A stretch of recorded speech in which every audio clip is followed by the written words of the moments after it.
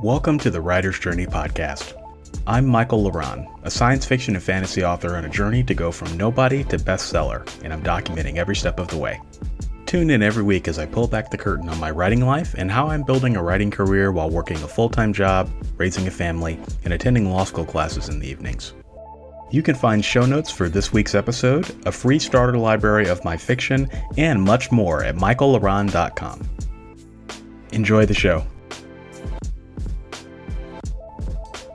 Hello and welcome to episode 43. It is 2019. It is New Year's Day as I record this. I had to think about that for a second. And this is the first episode of 2019. So thank you for listening. It has been an awesome journey so far, and I've got some really great things planned for 2019. So one of the things that I announced last week's episode was the urban fantasy project that I'm working on currently. And the response to that has just been overwhelming, and I am super humbled. So one of the things that I'm doing for my YouTube audience is that I'm putting together a course. So I'm recording everything that I do, and I'm talking about and detailing every little process that I'm doing to write this novel, and I'm doing it in public. And I created a free course just so people could follow along, and I had over 100 people sign up for that free course in the first 24 hours, which was just mind-boggling to me that people would want to sit and listen to me talk for a few hours. So I'm developing that course as I go, but I'm super humbled and very grateful for that. And so the Good Necromancer series is off to a great start. As I record this, I literally just hit enter or return on the 11,000th word of the manuscript. So I'm almost at the 25% mark, which feels really good. I'm going to try to get this done by, I want to say January 14th, but we will see. Which brings me to my next topic with the date of January 14th, because I mentioned in my last week's episode that I had some difficulties at work because there were some potential impending layoffs that were coming and that I could potentially be impacted. So I recorded that episode last week, but I actually scripted it a couple of weeks out before that. And so I'm pleased to say right now that I actually found a new job, and I'm starting that new job on January 14th. It's in the same company, different department, and I believe that they're going to be pretty safe from these impending layoffs, which is amazing. So these next 2 weeks is kind of a transition for me at work, and it's going to be weird because I have a team now, but this new job, I'm not going to have a team. I'm going back to being just an individual contributor, and definitely going to miss the people that I've gotten to know and work with over the last year and a half. And it's definitely bittersweet, but I think that this new opportunity is going to be really good for me, and it's going to help me build some skills that I think I can bring also to my writing as well. So it's funny how the universe works. You put out some thoughts into the universe, and all is well. Actually also got some good news from my mom, that the medical issues that she was going through actually weren't as severe or as serious as we thought. And so another really blessing, I would say, just to really glad and grateful that she's doing well and that she's healthy, and that she's able to manage through some of the issues that she's got. And so think about this past month, and those two things happening has been a huge weight off my shoulder. And so I'm pumped. I am pumped for 2019 and pumped for all the different things that I'm going to do. And so the writer's journey is definitely a part of that. And in the coming weeks, I'm going to talk about some things that I'll be doing to see what I can do to amp this podcast up to the next level. So since it is the first episode of the year, and because it is January, I don't think you can do a January first episode of the year without talking about some goals, right? So what I'm going to do is I recorded a YouTube video about my goals for the year. They're pretty much the same thing that I was going to talk about here. So what I'm going to do is I'm just going to jack in the audio of that YouTube video that's going to go live here in the next week, I think, and take a listen to that. And those are kind of be my goals, and then I'll be talking about those throughout the rest of the year. So with that, I hope that everyone listening to this had a safe and happy new year. I hope that your resolutions that you made, if you make resolutions, if that's your thing, that you wish for health and happiness and peace and prosperity and all those good things, and I certainly wish all of that to you. And without further ado, here are my goals for 2019. And in this writing video, we're talking about my plans for 2019, the projects I'll be working on, and all that good stuff. So I'm putting my business hat on for this video, so apologies in advance if some of this stuff is very analytical, but that's just kind of how I think. But I have to keep remembering that this is some stuff that you guys tell me that you want to see every once in a while. So here we go. I don't know about you, but I've always found that goal setting can be somewhat of an art.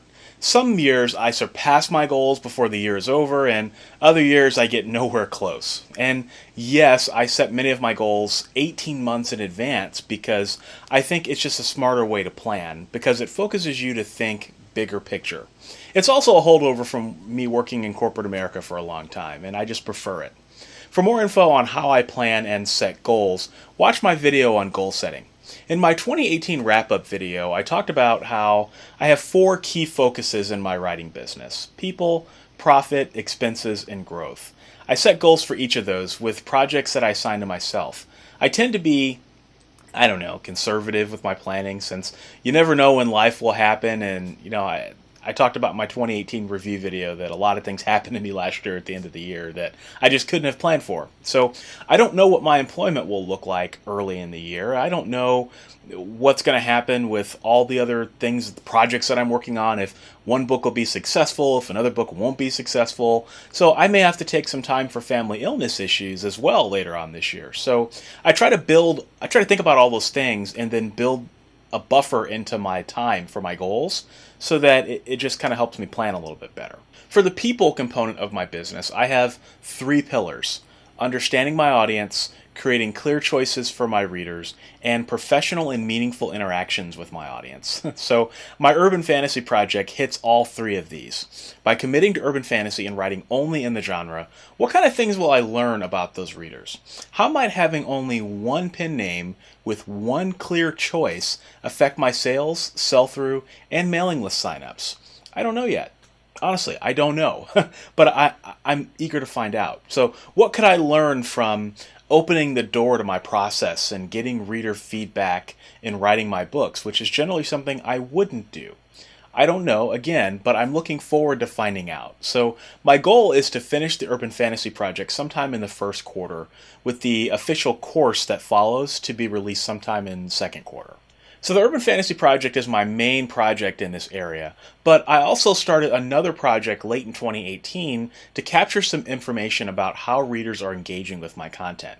It involved using tracking links and paying closer attention to my website and mailing list traffic in terms of how people find me. I've put the right components in place, and by the end of 2019, probably in fourth quarter, I'll have enough data to make some informed decisions, and I can hopefully start investing in next level technology like heat maps and A/B testing on both michaelloran.com, authorlevelup.com to see what kinds of website content resonates with the visitors most.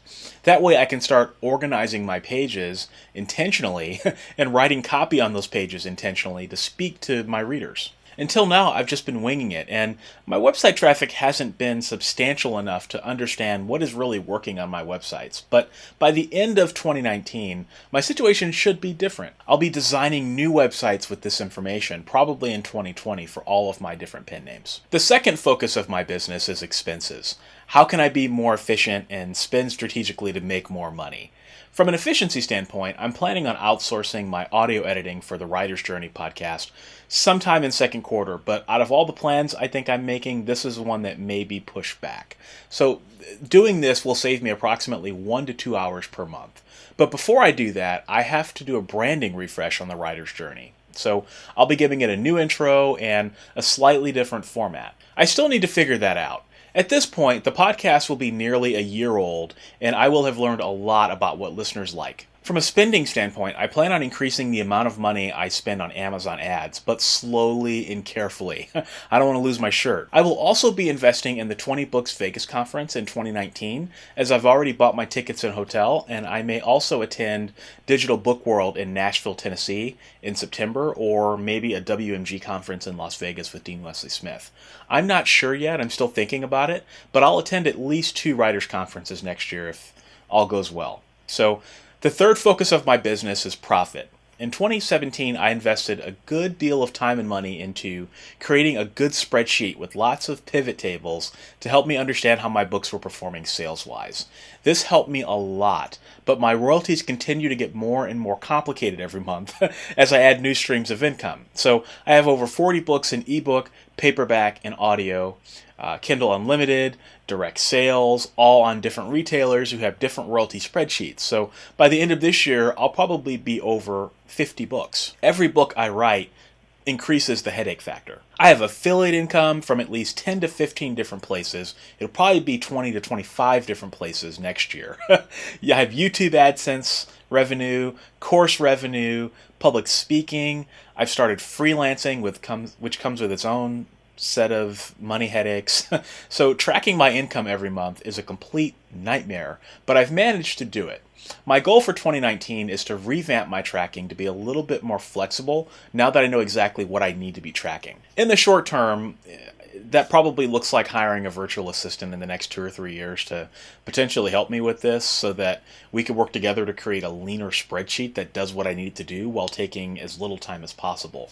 The longer term, probably 3 or 4 year goal here is to create an efficient bookkeeping system that grows and evolves along with my business model. And honestly, I don't have that yet. This will probably be a fourth quarter play, if not 2020 play. This is something I found I can't ever get over that hump. It's always a work in progress. I don't know about you guys, but it's just there's no efficient, easy way to manage or track income, when all of your income is digital and in different places. Another profit project I'm working on is to create more nonfiction writing books, which has been a growing source of income for me. I'll do at least 4 in 2019. Having them in audio is a big bright spot for me, and if I do it right, I'll have at least 7 helpful books in my Author Level Up series that readers can buy in just one click. All those books have cohesive covers that will go together, and they'll cover the writing process end to end. So it'll be super easy for readers to see the value of that and want to buy them all. The fourth pillar of my business is growth. I have historically done 6 to 10 books per year. Now, assuming no roadblocks in my personal life, I am planning on 9 books next year. I may not publish 9 books, but I'll at least write 9 books. I need to do 9 books if I want to hit the 50 book mark, which I'm totally planning on doing. So that's my goal. 9 books in 2019. If I run into personal roadblocks, I'll probably be closer to 5 or 6, which is still pretty good in my opinion, but a little on the low side compared to what I can do. The second project I'm working on for growth is a hardcore focus on my YouTube growth. So I ran some numbers, and it's quite possible that if I keep my current growth, I'll have over 2,000 subscribers per month by the end of 2019. That's over 24,000 subscribers in 1 year. That's cool and all, but I'm not a vanity metric kind of person. I love the fact that I'll have that many subscribers, but I'm not really thinking about that. What I'm really thinking about is, how am I going to serve those subscribers? How am I going to flex and start thinking now about the content that I can create so that in 2019 there will be plenty of interesting and cohesive videos for all those new viewers to watch. How do I keep it interesting? How can I create better thumbnails to make everything gel together better and get more clicks? What can I do in my videos to ensure that you guys are engaged and watch more? So YouTube is all about watch time. So the more people watching my videos, the better, but I have to be engaging, and I found that is a work in progress, because if you look at my videos now compared to my videos 6 months ago, compared to the videos that I was creating with Author Level Up 1.0 with the nice fancy Apple background, right? It's all different. I've learned a lot in the last 3 years about what it takes to keep people engaged, right? I'm not perfect at it, but I have to get better. And so I'm always thinking ahead about what it is that you guys want and how I can serve you with with videos that meet your needs. So the question I'm asking myself is, what does the channel look like a year from now when I think about trends and what writers are going to need? Believe it or not, that involves listening to a lot of podcasts, watching a lot of YouTube videos, reading publishing industry news, and so much more, so that I can go where the puck is headed. I don't want to get stale. So those are my goals. To recap, in 2019, I plan to write 9 books, 4 nonfiction and 5 fiction. That'll probably put me at around 400,000 words for the year. I also plan on attending 2 writers' conferences, and in the first quarter, I am going to launch my urban fantasy project, which I'm super excited about, with my new pen name, and then I'm going to refresh the Writer's Journey podcast to align it better with my brand. In second quarter, I'm going to launch my first true online course. I'm also going to outsource my audio editing for the Writer's Journey if funds allow. In the third quarter, I'll be reinvesting into how I track my royalties. In the fourth quarter, I'm hopefully going to invest in some analytics like heat maps and A/B testing to learn more about my readers and how they interact with my website. And as far as the other elements of my life go, assuming I have a job and that I'm healthy and that my family issues go away, my wife and I do plan to buy a new house sometime in the first or second quarter too. So that's something I got to plan for, because that will completely derail my YouTube shooting. It'll derail my podcast shooting. So a lot of things to think about. We've outgrown our current house, so that means that I'll have a new background for my videos, so that'll require some planning and forethought and all the things that come with purchasing a new house. So I'll be continuing with law school classes, so I'm still going to have that, and then once 2019 is over, I'll be more than 50% done with the law school program, which should set me up to finish sometime in 2020. But again, anything can happen, and I'm not going to be devastated if I have to take a little bit longer to finish the program. Or, who knows, right? My urban fantasy project could do really well accelerating some of my goals or changing them entirely. Honestly, things will probably be different for me in January 2020, and this year has been, notoriously difficult to plan, and I'm not really holding myself to the goals like I did with 2018, but I've always found that it's a good idea to make SMART goals, SMART like the acronym SMART, goals, so that I can at least have a priority for the year. But I don't know about you guys, but I'm always thinking long term. I care far more about the long term goals than the short term goals. What I'm doing right now, it's just a means to kind of get to the next step. So I'm going to take my business hat off now. So that's what's on my plate for 2019. It's what I'm planning, it's what I'm thinking about, and I would love to hear your guys' goals for the year. So I invite you to put your business hats on and share your goals with me in the comments, and we can have some conversations. Thanks for joining me this week. If you like this episode, you'll enjoy my backlist episodes at michaellaron.com/podcast. For your free starter library of my favorite novels, join my fan club by visiting michaellaron.com/fanclub. If you're a writer and you want to connect with me further, check out my YouTube channel, Author Level Up, for helpful writing advice at authorlevelup.com. Thanks for listening, and I'll be back next week.